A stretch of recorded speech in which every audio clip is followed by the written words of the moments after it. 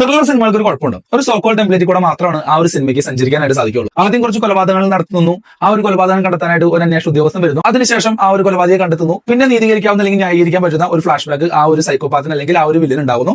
കണ്ടിരിക്കുന്ന ഓഡിയൻസിന്റെ മനസ്സ് അറിയാതെ ആ ഒരു വില്ലനോട് ഒരു അനുഭൂതി തോന്നുന്നു, അല്ലെങ്കിൽ ഒരു സഹാനുഭൂതി തോന്നുന്നു. ഇതൊക്കെയാണ് ഒരു ത്രില്ലർ സിനിമകളുടെ ഒരു ടിപ്പിക്കൽ ടെംപ്ലേറ്റ് അല്ലെങ്കിൽ ഒരു സോക്കോൾഡ് ഫോർമാറ്റ്. ആ ഒരു ഫോർമാറ്റിൽ നിന്ന് ഏറെ വ്യത്യസ്തമല്ല ഇന്ന് മിഥുൻ മാനുവൽ തോമസ് സംവിധാനം ചെയ്ത് ജയറാമേട്ടൻ നായകനായി വന്ന് സിനിമാ പ്രേക്ഷകർ ഒന്നടങ്കം കാത്തിരുന്ന എബ്രഹാം ഒസ്ലർ എന്ന് പറയുന്ന മൂവി റിലീസ് ആയിരിക്കുകയാണ്. ഫസ്റ്റ് ഷോ കണ്ടു. പേഴ്സണലി ഒരു ഡീസന്റ് മൂവി ആയിട്ടാണ് അനുഭവപ്പെട്ടത്.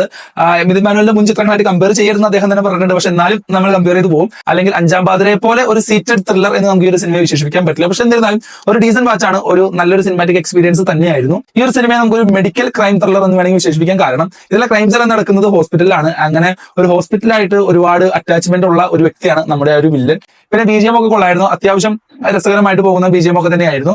ആവറേജ് ഫസ്റ്റ് ഹാഫ് ആയിരുന്നു. ഫസ്റ്റ് ഹാഫിൽ